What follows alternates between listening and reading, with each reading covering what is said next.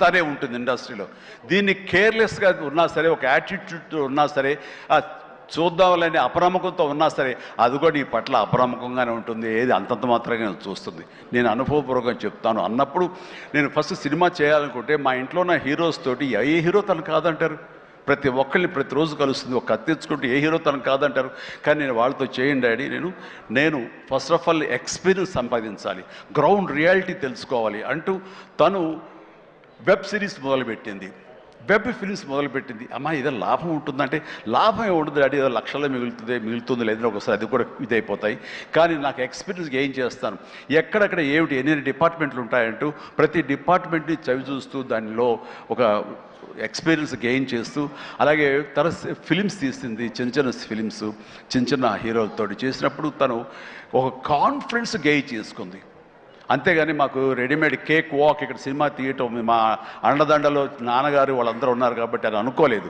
అలాగే ఎవరితోటో నువ్వు పార్ట్నర్షిప్ తోటి నాతో సినిమా చేయమంటే వాళ్ళు అన్నారు, అయ్యో అమ్మ నువ్వేమి పెట్టక్కల, నువ్వేమి రావక్కర్లేదు, సినిమా మేము చేసేస్తాము, నీ పేరు వేసేస్తాము, లాస్ట్కి వస్తారు ఇదిగో ఇంత డబ్బుని ఇచ్చేస్తామా, ఏం వర్రీ అవ్వకమ్మా అంటే, అస్సలు నాకు వద్దుడని నేను వెళ్తే సినిమా చేయను, అందుకు అది బ్యానర్ పేరు నేను చెప్పను అనేసరికి, అలాగే ఏమంటే కాదండి నాకు ఎక్స్పీరియన్స్ కావాలి, నేను పని చేయాలి, నేను డబ్బు పెట్టుబడి పెట్టాలి, పెట్టిన తర్వాత మంచి వచ్చేడా వచ్చే ప్రతి పైసాకి నేను తినడానికి, నేను అనుభవించడానికి నాకు అర్హత ఉంటుంది కాబట్టి నేను చస్తే ఆ సినిమా చేయండి. ఆ సినిమా క్యాన్సిల్ చేసుకుంది. సో వదిలేశాను నేను. సాహుతోటి సినిమా అన్న తర్వాత సాహు తను కూర్చుని చెప్పండి మీరు ఎంత పెడతారు, నేను అంతే పెడతానని సగం డబ్బు సొంతంగా పెట్టింది, మిగతా డబ్బు బయట నుంచి అప్పు తీసుకొచ్చింది, పెట్టిందే తప్ప నేనైతే న్యాయ పైస ఇవ్వలేదు. ఆ పైపెచ్చు ఇద్దరి నుంచి నాకు టైంకి కావాల్సిన రెమ్యునరేషన్ ఆయా సమయాల్లో నేను తీసుకుంటూనే ఉన్నాను తప్ప అది నేను ఇవ్వలేదు. అంత ప్రొఫెషనల్గా బిహేవ్ చేసింది. ఈ రోజున ఈ రిజల్ట్లో సాహు ఎంతగా అనుభవిస్తున్నాడో, ఒక నా సినిమాని గర్వంతో, ఎస్ నేను డబ్బులు పెట్టుబడి పెట్టి డబ్బు సంపాదించుకుంటున్నాను అదే గర్వంతో తను కూడా ఉంది. కాబట్టి ఈ రోజున ఒక డాక్టర్గా సుష్మిత చూస్తే నేను గర్వపడుతున్నాను, ఎప్రిషియేట్ చేస్తున్నాను, మనస్ఫూర్తిగా ఒక బిడ్డగా నేను గర్వపడుతున్నాను. థ్యాంక్స్ రా, యూ డిజర్వ్ ఇట్. సో అట్లాగా బిడ్డలు ఈ ఇండస్ట్రీలో రాణించాలి అంటే నిజంగా ప్రతి వాళ్ళు, అది ఏ బిడ్డ అయినా అవని, ఆడబిడ్డ అవని, మగబిడ్డ అవని, ఇండస్ట్రీలో రాణించాలి అంటే కనుక ఖచ్చితంగా ఎంకరేజ్ చేయాలి. ఇది గొప్ప ఇండస్ట్రీ అండి.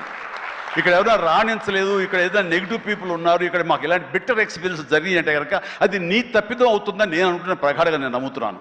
నువ్వు స్ట్రిక్ట్గా ఉండి సీరియస్గా ఉంటే కనుక ఏ ఒక్కటి అడ్వాంటేజ్ తీసుకోవడానికి ప్రయత్నించారు, ఎలాంటి ఏదంటే క్యాస్ట్ కావచ్చు అలాంటివి ఏమి ఉండవండి.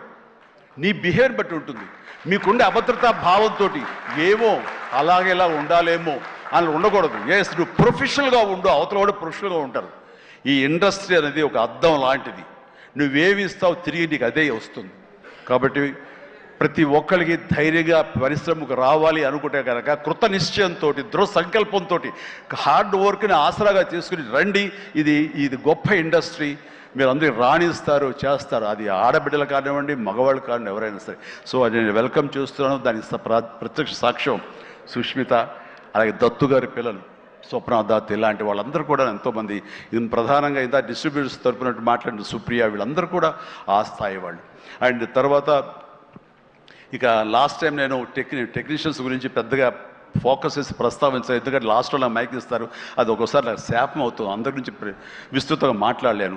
బట్ దీనికి సంబంధించి భాను, కోరియోగ్రాఫర్ భాను, అలాగే విజయ్, మన మీసాల పిల్ల తీసిన విజయ్ కానీ, అలాగే ఈ హుక్ స్టెప్ వేసి ఇప్పుడు సెన్సేషనల్గా అదరగొట్టినటువంటి ఆడ సందీప్ అండ్ సందీప్ వైఫ్ జ్యోతి, వీళ్ళందరూ ఇది ఒక గొప్ప అవకాశం మాకు, మమ్మల్ని మేము ఎగ్జిబిట్ చేసుకోవడానికి, మమ్మల్ని మేము చూపించుకోవడానికి ఇది గొప్ప వేదిక.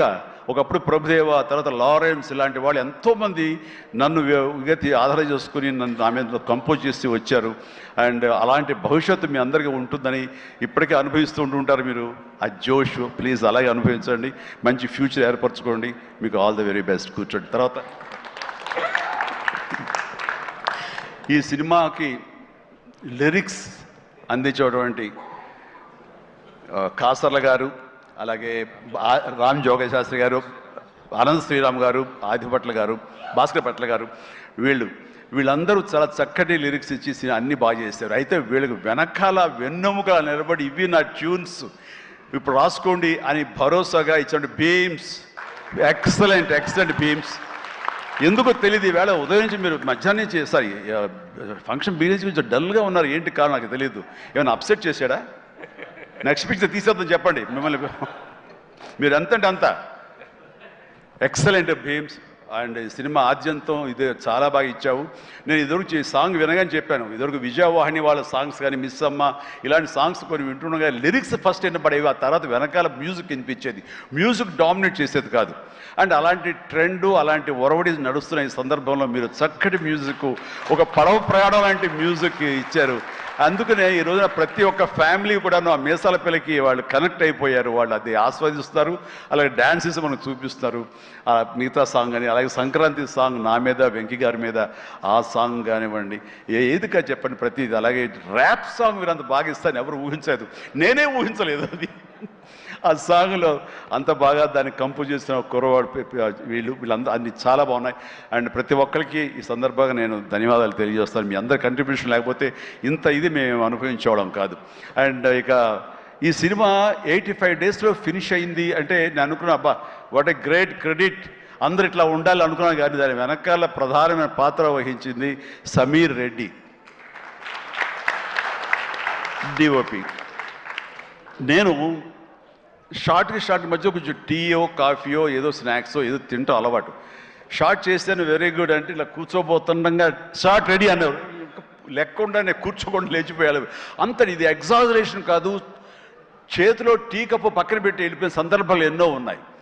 అండ్ అంత ఫాస్ట్గా చేసే కెమెరామెన్ నేనైతే ఇంతవరకు చూడలేదు. అలాంటి కెమెరామెన్ ఫాస్ట్గా తీయటమే కాదు, అందంగా చూపించడం కానివ్వండి, లొకేషన్స్ బ్యూటిఫుల్గా చక్కగా చెక్కి వాటిని తెర మీద ఎక్కించడం కానీ, ఈ రోజున ఈ సినిమా ఇంత బడ్జెట్ లోపల ఇంత పర్ఫెక్ట్గా అయిందంటే ప్రధానమైన కారణం సమీర్ రెడ్డి.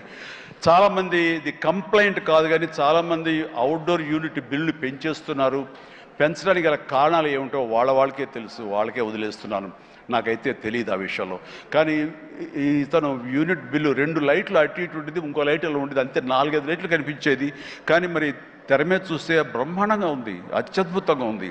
అంటే అతను చూసి అందరూ నేర్చుకొని అన్నాం, ఎవరి క్రాఫ్ట్ ఎవరి చెక్కుడు వాళ్ళది. కానీ ఇతను మాత్రం నాకు బాగా నచ్చాడు. అండ్ ఇతని మన అనిల్ కూడా వాళ్ళిద్దరికి మంచి సింక్రనైజేషన్ అయ్యింది. అండ్ ఈ సినిమా నేను చెప్పాను మొన్న సభలో, ప్రీ రిలీజ్ సభలో, ఇది ఫస్ట్ ఈ సినిమా సూపర్ హిట్ అయిపోయింది రిలీజ్కి ముందే. ఎందుకంటే బడ్జెట్ వైజ్గా కానీ డేట్ వైజ్గా కానీ with in the budget with in the limited టైంలో కానీ ఈ సినిమా ఫస్ట్ టైం ఇలా అయ్యింది. ఇది మీరు చూసి నేర్చుకొని నేను ఎవరికి సలహాలు ఇవ్వట్లేదు, అలా కాదు, మా ఎక్స్పీరియన్స్ మీకు చెప్తున్నాను అంతే. అండ్ అయ్యింది అక్కడే సక్సెస్ అయింది, అక్కడే ప్రొడ్యూసర్స్ ప్రాఫిట్ వచ్చేసింది, లాభాలు వచ్చేసినాయి అక్కడ. ఆ తర్వాత యావరేజ్గా అయినా సరే అవే లాభాలు ఉండేవో. ఇంత సూపర్ హిట్ అయింది కాబట్టి ఎక్స్ట్రా బాల్స్ కొంత రావచ్చు, అది ఎంతో నాకు చెప్పకండి, మళ్ళీ నా రేట్ పెంచేస్తాను. ఇంతలో అడిగితే చెప్పలేదండి ఎంత వచ్చిన లాభాలు, చెప్తే నేను అడుగుతా భయం ఏదో ఉంది వాళ్ళకి, సాహు కానీ సుష్మిత కానీ. సో నాకు ఇంతకీ తెలీదు, ఆ లెక్కలైపులో నేను వెళ్ళన్నది నాకు. అండ్ ఇంకా నా తోటి నటినట్లుగా వస్తే కనుక ఇక్కడే ఉన్నారు హర్ష కానీ, వెళ్ళిపోయి ఉంటాడే, ఉన్నా బాబు నా థ్యాంక్స్. హర్ష పాపం, హర్ష ఈ సినిమాలో తన ఎంతో ఉత్సాహంతో ఉన్నాడు. అండ్ నాకు నా ఫ్యాన్ అంటాడు, నిజమనే తెలియదు, అందరి దగ్గర అదే మాట అంటాడేమో, కానీ నా సాంగ్స్ అవి అలవకగా పాడుతూ గుర్తుంచుకుని పాడుతుండే, ఎవరి పాట అంటే ఎవరి పాట అంటారంటే మీదే సార్, నా పాట ఓకే నాకు గుర్తు రావట్లేదా, ఎప్పుడో ఇది పల్లెటూరు మొనగాడు గోండా ఆ పాటలు పాడితే ఎట్లాగయ్యా అంటే, లేదు సార్ మేము అట్లా అంటే అంత ఇదిగా అతను ఈ సినిమాలో ఆ సాంగ్స్ అవి నాతో మాట మంచి ఎంటర్టైన్గా ఉంటూ ఈ సినిమా చేస్తున్నందుకు చాలా చాలా ఆస్వాదించాడు, బ్రహ్మాండంగా ఎంటర్టైన్ చేశాడు మమ్మల్ని. అయితే మధ్యలో కాల్ ఇరిగింది, అది ఎవరి శాపం నేను చెప్పలేను. కానీ ఆ టైంలో కూడా అతను ఎంతో డిసప్పాయింట్ అయితే, నో నువ్వు ఉంటున్నావు సినిమాలో అంటూ చక్కగా తెలియకుండా సినిమాలో దాన్ని డిజైన్ చేసి అతని చేత చేయించడం చాలా happy. And Harsha you do a fantastic job, బాగా నిండుదనం వచ్చింది. And very good, I appreciate. And ఫర్దర్గా మళ్ళీ ఎక్కడ అవకాశం వస్తే నాకు ఇవ్వు, ఛాన్స్ కలిసి చేద్దాం, నువ్వు ఇవ్వాలి. అండ్ అట్లాగే ఎస్ కాదు కాదు కాదు ఇలా చెయ్యిలు అనగానే అక్కడ బ్లాక్ డ్రెస్ వేసుకుని ఒక వ్యక్తి ఉన్నాడు ప్రకాష్. యా మాట్లాడు, అందరి గురించి మాట్లాడుతున్నా, నా గురించి మాట్లాడాను. ప్రకాష్ నువ్వు నా మనసులో ఉన్నావయ్యా. బాగానే బ్యాలెన్స్ చేశానే. ప్రకాష్ దాని వండర్ఫుల్ జాబ్ అండి.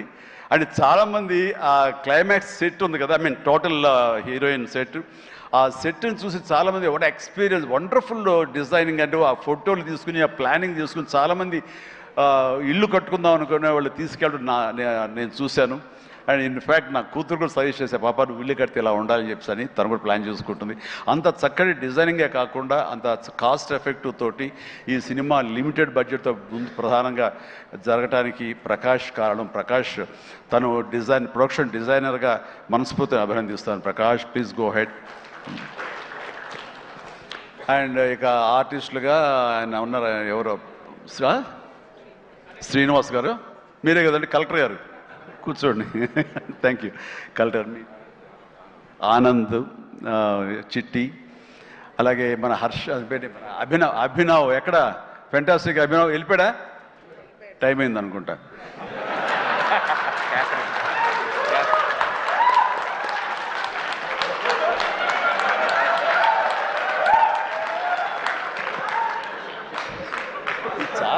చాలా బాగుంది. శేఖర్ వంశీ